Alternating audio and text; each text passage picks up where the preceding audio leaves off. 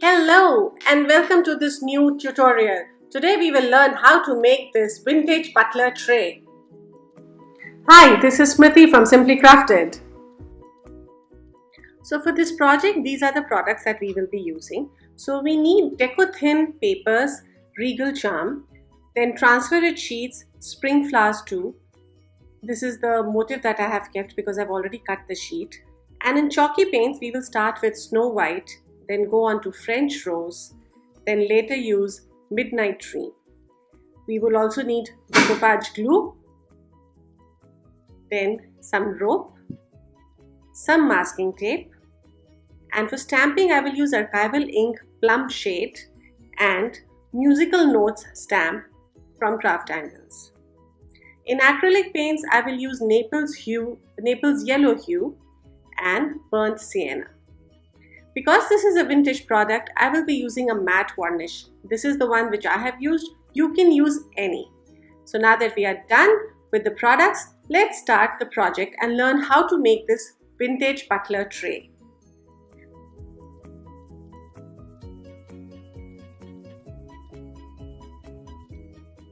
So, first thing is of course to clean the tray and to apply a coat of gesso. Once it is dried, then we will use chalky paints, and I have used this French rose color here, and I will give one coat of this on the entire tray. I will just leave the base of the tray where I am going to be applying the Deco Thin paper. So after giving the entire coat, and once it is dry, now I am going to take some wax. I have just taken a tea light, taken out the wax and rubbed the wax wherever I have wanted to give the vintage look. After that, I'm going to give another coat of chalky paints Snow White. I will cover the entire pink color with white. Basically, when we want to give the vintage effect, we should have layers and layers of paint, because when we scrape it off, that's when the beauty comes off of all these layers. Okay.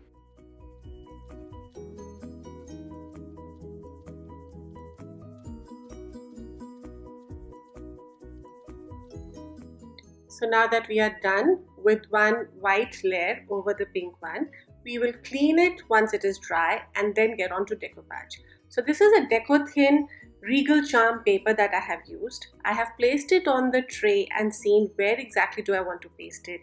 And then using the decoupage glue from CrafTangles, I am doing decoupage on it and I'm pasting it down to the tray. Once I have done that, then I will also be sealing the entire Deco Thin paper with a layer of decoupage glue.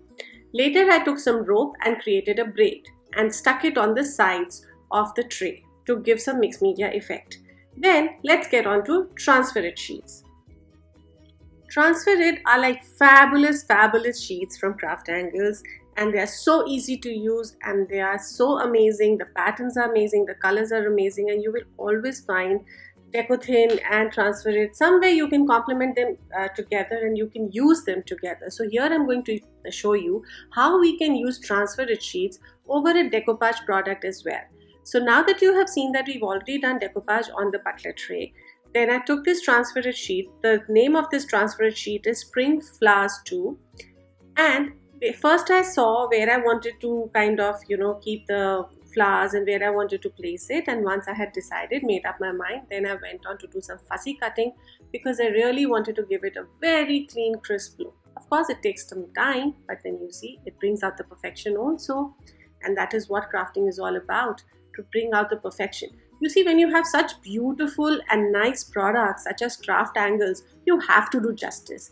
And you cannot cut corners by just kind of speeding up the process. You basically want to get into each and every detail and showcase the product and the versatility of the product. So here you can see me fussy cutting these flowers, and once I'll be done, then I will be placing it on the tray and then show you a magic.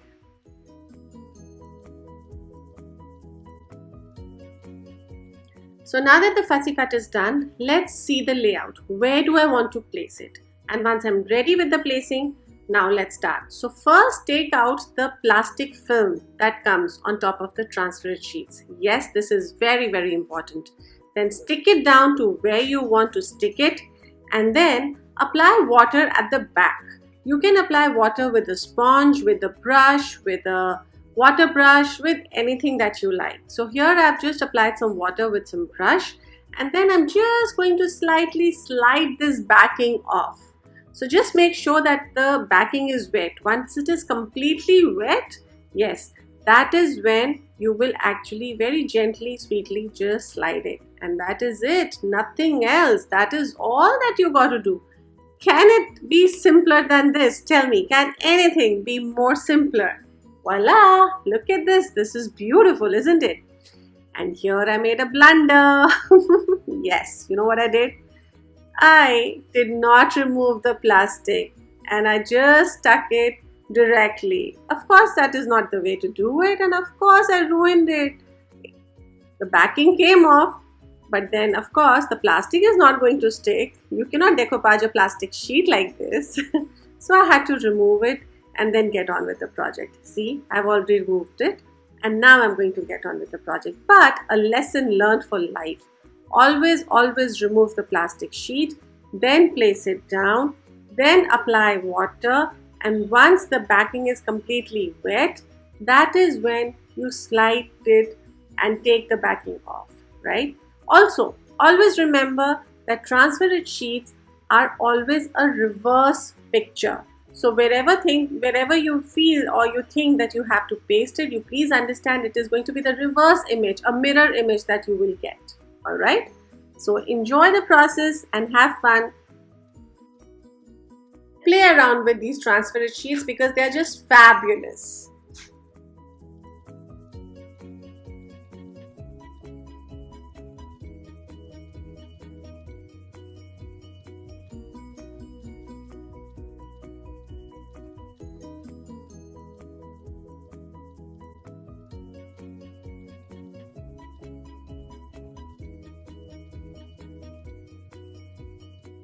So now that we are done, let's move on. So if you remember, we had stuck braids at the corner of the tray, edges of the tray, right? So I'm going to do a coat of snow white chalky paints on it. You can even do gesso. So but before doing that, I'm going to first place a layer of masking tape. This is just to make sure that my project or my tray does not go bad, all right? So I'm going to let that dry, and in the meantime, now I'm going to give a little final coat to my tray. Yes, I'm going to use acrylic paint yellow Naples hue or Naples yellow hue and mix it with some snow white chalky paints, and that is the color that I'm going to give on my tray. See, just look at the grains or just look at the texture that has come out. It's fabulous. And of course, I always use a hair dryer to speed up the process. So I will do this on the entire tray, the handles, everywhere. In fact, I will even give a little dry brushing yellow tinge on the rope as well. You see, because we've added that texture over there, basically an element over here, and we will be using it as a mixed media effect, so we have to give it those mixed media strokes, and mixed media is always best done with dry brushing and layering of colors. Always remember that, right? So once I'm done with that, I'm going to remove the masking tape, and then we also have to seal the transparent sheet. So I was just letting it dry, and by the time I was doing something else, and now that it is dry, I have used a decoupage glue to seal the transparent sheets. The next is to bring out the vintage effect of this butler tray. So you can use a 80, 100, 120 number sandpaper, whatever you have, and start scraping off the sides, the base, wherever you want to give the vintage effect.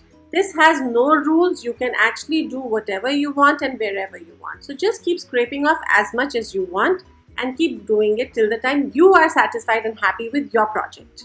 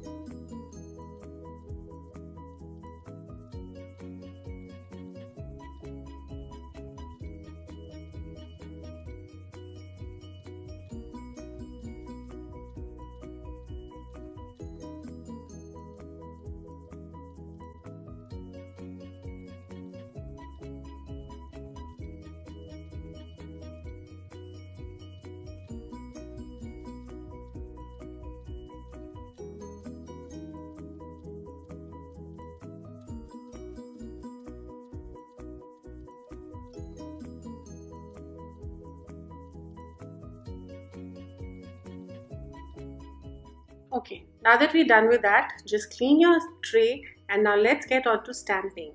Taking the Archival Ink and the stamp musical notes from CrafTangles, I'm just going to randomly stamp here and there, basically just to kind of blend. Plum, the color that I have selected, is pretty much very close to the color of the flowers that I've used from Transfer It. That is why it will blend very well and it will actually give it a beautiful effect, but a subtle effect.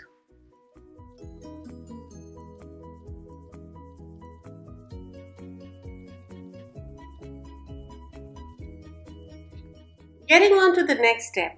So here I'm going to use a little rough brush and I'm going to use burnt sienna acrylic paint and dry brush this dark brown color onto the entire tray. Okay, and again, as I've already mentioned earlier, just make sure that you keep dry brushing over the mixed media effect also, so that it gives you a very nice vintagey effect.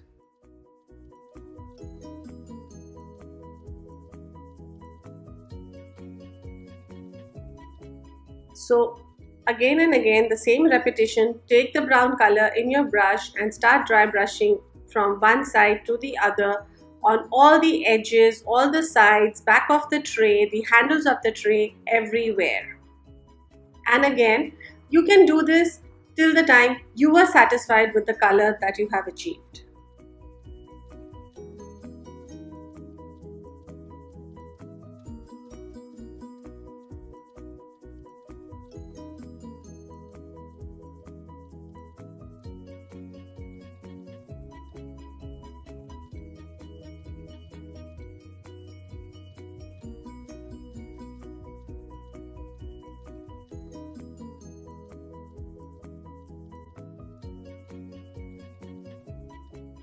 There, I think this is pretty much done, but then I also need to now give a vintagey look to the corners. So for this, I diluted the paint slightly. Remember the difference between dry brushing and the liquidy paint that you need. This all depends how you want to bring out your project completely. So again, using this, I'm going to just give a hue here and there, anywhere where I want, just give as vintage a look that I want.